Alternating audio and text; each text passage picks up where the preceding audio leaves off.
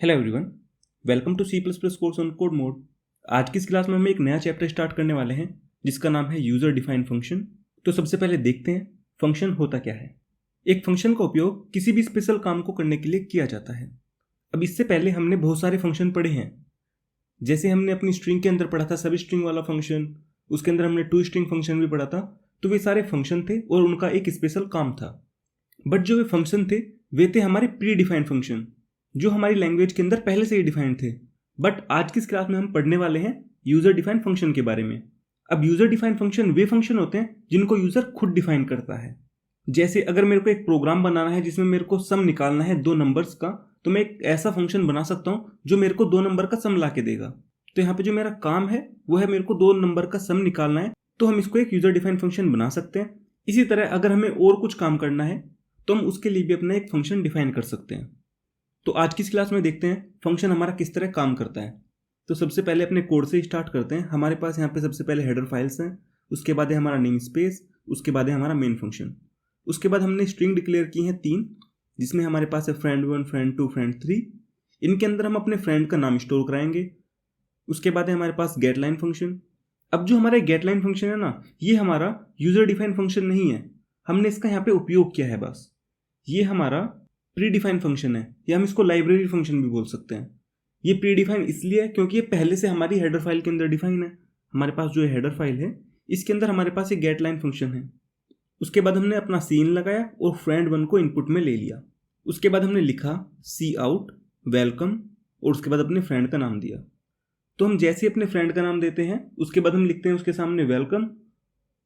जैसे अगर मैं यहाँ पे एक फ्रेंड का नाम दे देता हूँ सूर्या, वेलकम सूर्या, तो इस तरह से हम अपना नाम दे सकते हैं।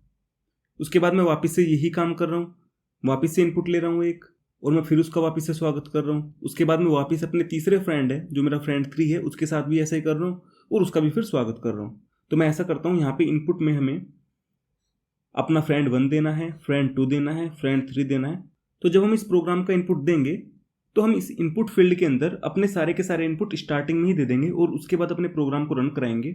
तो मैं क्या करता हूँ, सबसे पहले नाम दे देता हूँ सूर्या, उसके बाद देता हूँ मैं विपिन और दे देता हूँ एक हर्ष। तो ये मेरे तीनों यहाँ पे नाम है और जैसे ही मैं इस प्रोग्राम को रन करूँगा तो मेरे को मिलेगा welcome Surya, welcome Vipin, welcome Harsh. तो हम उनका स्वागत कर रहे हैं। तो ये हमारा सिंपल सा प्रोग्राम था।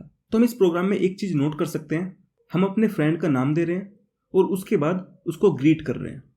मैं अपने तीनों फ्रेंड के साथ सेम काम कर रहा हूँ। तो मैंने यहाँ पे 3 बार अपनी ये लाइन लिखी है, सी आउट वेलकम friend1, इस तरह से। तो हमारा यहाँ पे स्पेशल काम है, जैसे ही हमें फ्रेंड का नाम मिलता है हम उसको ग्रीट करते हैं। तो हम उसको बार बार ग्रीट करेंगे। अगर मेरे पास यहाँ पे 50 फ्रेंड्स होते और मेरे को 50 फ्रेंड्स को ग्रीट करना होता तो मेरे को 50 बार ये सी आउट वाली लाइन लिखनी पड़ती। तो मैं क्या कर सकता हूँ, इसको एक फंक्शन बना सकता हूँ, क्योंकि हम बार बार वही काम कर रहे हैं। तो मैं इसको एक अलग फंक्शन बना दूंगा जिसका काम होगा जैसे ही मेरा कोई फ्रेंड आएगा वो उसको ग्रीट करेगा। ये इस तरह से है, मैं कोई पार्टी दे रहा हूँ और उस पार्टी के अंदर मैंने एक बंदे को रखा हुआ है। तो जैसे ही मेरा कोई फ्रेंड आता है वो आके बोलता है वेलकम और उसका नाम। तो इस तरह से मैं यहाँ पे एक फंक्शन बना देता हूँ। तो जो मेरा वो बंदा है वो एक फंक्शन की तरह काम कर रहा है। उसकी फंक्शनैलिटी ये है, जैसे ही कोई मेरा फ्रेंड आएगा वो उसको ग्रीट करेगा। अगर उस बंदे को मेरे किसी फ्रेंड को ग्रीट करना है तो उसको क्या पता होना चाहिए, उसका नाम। तो मैं उस बंदे को अपने फ्रेंड का नाम दे दूंगा। तो यहाँ पे जो हम फंक्शन बनाएंगे उसको भी हमारे फ्रेंड का नाम चाहिएगा। तो ऐसा करते हैं, वो अपना फंक्शन बनाते हैं। तो हमने यहाँ पे एक प्रोग्राम ही बना रखा है। तो सबसे पहले इस प्रोग्राम में हमारे पास हेडर फाइल्स हैं, उसके बाद है हमारा यूजिंग नेम स्पेस। अभी इसको रहने देते हैं, अपना सीधा मेन फंक्शन पे जाते हैं। तो मैंने यहाँ पे मेन फंक्शन लिखा है। उसके बाद मैंने अपने जो फ्रेंड्स हैं उनको डिक्लेयर किया है, जैसे हमने ऊपर वाले प्रोग्राम के अंदर किया था, बिल्कुल सेम है। उसके बाद मैं क्या कर रहा हूँ, उनके नाम को इनपुट करा रहा हूँ। तो मैंने यहाँ पे गेट लाइन लिखा, अपने friend1 का नाम इनपुट कराया। उसके बाद मैंने अपने फंक्शन को नाम दे दिया है ग्रीट फ्रेंड। और उसके बाद मैं अपना जो friend1 है उसकी वैल्यू को अपने फंक्शन को दे रहा हूँ।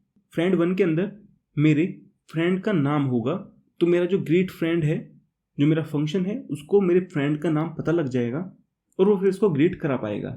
इसी तरह मैं अपने friend2 के लिए भी कर रहा हूँ और इसी तरह मैं अपने friend3 के लिए भी कर रहा हूँ। तो अब देखते हैं हमारा ग्रीट फंक्शन करेगा क्या। जब हमें अपना कोई फंक्शन डिक्लेयर करना होता है उसको हम अपने मेन फंक्शन से पहले ही डिक्लेयर करते हैं, बट हम इसको मेन फंक्शन के बाद भी लिख सकते हैं। वो अभी हम देखेंगे आगे कि हम किस तरह कर सकते हैं। तो मैंने यहाँ पे अपना void लिखा, मतलब जो मेरा फंक्शन है वो कुछ भी रिटर्न नहीं करेगा। उसके बाद मेरे फंक्शन का नाम है और उसके बाद मैंने अपना एक वेरिएबल डिक्लेयर किया नेम नाम से, जो मेरा स्ट्रिंग टाइप का है। तो यहाँ से जो मैं अपने फ्रेंड का नाम दूंगा वो जाके इस नेम के अंदर स्टोर हो जाएगा। उसके बाद मैं क्या करूँगा, सी आउट लिखूंगा और वेलकम लिखूंगा, उसके बाद अपना नेम प्रिंट करा दूंगा और मेरा जो फंक्शन है वो बंद हो जाएगा। तो मेरा जो फंक्शन है इस तरह से चलेगा। जो हम यहाँ पे कर रहे हैं हम इसको बोलते हैं फंक्शन कॉल, क्योंकि हम अपने फंक्शन को बुला रहे हैं अपना काम करने के लिए, तो इसको हम फंक्शन कॉल बोलते हैं। और जो हम यहाँ पे कर रहे हैं ये होता है हमारा फंक्शन डेफिनेशन, क्योंकि यहाँ पे हम अपने फंक्शन को डिफाइन कर रहे हैं। तो अब मैं क्या करता हूँ, वापस से इनपुट देता हूँ। इनपुट के अंदर वही सेम नाम देते हैं, तो मैं यहाँ से ऐसा करता हूँ, इनको कॉपी कर लेता हूँ और यहाँ पे जाके पेस्ट कर देता हूँ। तो अगर मैं इसको यहाँ पे रन कराऊंगा तो मेरे को सिंपल वही मिलेगा, welcome Surya, welcome Vipin, welcome Harsh. तो पहले मेरे को ये जो लाइन थी ये 3 बार लिखनी पड़ रही थी, बट ये लाइन अब मेरे को केवल 1 बार लिखनी पड़ रही है। अब आपको यहाँ पे देखने में लग रहा होगा हमारे जो दोनों प्रोग्राम है वो तो सेम साइज के ही हैं, बट यहाँ पे अगर हम देखें तो हम केवल एक ही लाइन को रिपीट कर रहे हैं।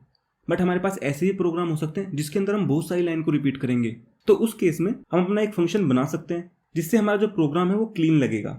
अब ऐसा भी हो सकता है मैंने यहाँ पे केवल ग्रीट किया है, अगर ग्रीट करने के बाद मेरे को गिफ्ट देना हो तो मैं अब गिफ्ट के लिए भी एक फंक्शन बना सकता हूँ। अगर मेरे को उनको खाना खिलाना है तो उसके लिए मैं एक अलग फंक्शन डिक्लेयर कर सकता हूँ। तो इस तरह से है ना, हम अलग अलग फंक्शन डिक्लेयर कर सकते हैं जिससे हमारा जो प्रोग्राम है वो थोड़ा क्लीन लगता है। अब मैं बताता हूँ हम इस फंक्शन को अपने मेन फंक्शन के बाद में किस तरह लिख सकते हैं। तो ऐसा करने के लिए हमें अपने फंक्शन को पहले डिक्लेयर करना होगा। तो फंक्शन को डिक्लेयर करने के लिए तो मैं अपने फंक्शन की ये वाली लाइन लिखूंगा। तो मैं इसको क्या करता हूँ, कॉपी कर लेता हूँ और यहाँ पे इसको पेस्ट कर देता हूँ और उसके बाद में सेमीकोलन लगा दूंगा। तो इस तरह से जो मेरा फंक्शन है वो मेरा डिक्लेयर हो जाएगा। तो मैं इसको लिखूंगा फंक्शन डिक्लेरेशन। अब जो मेरा ये फंक्शन है मैं इसको इस पूरे प्रोग्राम के अंदर कहीं पे भी लिख सकता हूँ। अगर मैं इसको यहाँ से हटा के यहाँ पे भी लिख देता हूँ तो ये मेरा आराम से चल जाएगा। और अगर मैं इसको रन कराऊँ तो मेरे को अभी भी यही सेम मिलेंगे। बट अगर मैं अपने फंक्शन को डिक्लेयर नहीं करता और अब इस प्रोग्राम को चलाता तो मेरे को यहाँ पे एरर मिलता, ये बताता greet friend was not declared in this scope. तो ये कह रहा है कि आप ग्रीट फ्रेंड को डिक्लेयर करो, ये स्कोप के अंदर नहीं है। अब स्कोप को भी हम देखेंगे आने वाली क्लास के अंदर ये होता क्या है। तो मैं ऐसा करता हूँ, इसको मेरे को डिक्लेयर करना है और मैं इसको रन कराऊंगा तो मेरे को इस तरह नाम मिल जाएंगे। तो डिक्लेयर करना इसलिए भी जरूरी होता है, मान लेते हैं हमारे पास 6-7 फंक्शन है तो हमें सबसे पहले उनको डिक्लेयर कर लेना चाहिए। पहले सबको डिक्लेयर करेंगे और उसके बाद अपने फंक्शन को डिफाइन करेंगे। तो आज की इस क्लास में हमने देखा हमारा फंक्शन क्या होता है और उसको हम यूज़ कैसे करते हैं, और हमारी फंक्शन डेफिनेशन क्या होती है, हमारा फंक्शन डिक्लेरेशन क्या होता है। इससे अगली वाली क्लास के अंदर देखेंगे हम अपने फंक्शन को किस तरह बना सकते हैं। तो आई थिंक आज की इस क्लास के लिए इतना काफ़ी है। अब इसके बाद आपके पास एक क्विज है जिसको आपको सोल्व करना है। अगर आप इस वीडियो को यूट्यूब पे देख रहे हैं तो आपको वीडियो को लाइक करना है, चैनल को सब्सक्राइब करना है। अगर आप इस कोर्स को देखना चाहते हो तो इस कोर्स का लिंक डिस्क्रिप्शन के अंदर मिल जाएगा, आप वहाँ से जाकर इस कोर्स को देख सकते हो।